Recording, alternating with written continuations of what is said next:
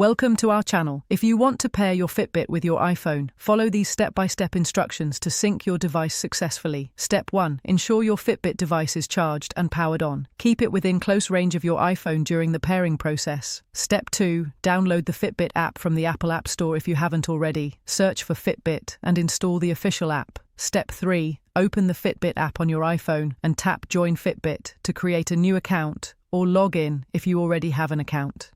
Step 4. After logging in or creating an account, tap the profile icon in the top left corner, then select Set up a device. Step 5.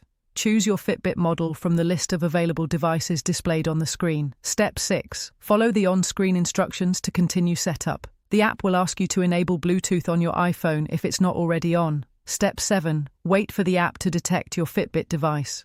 When it appears on the screen, tap on it to initiate the pairing process.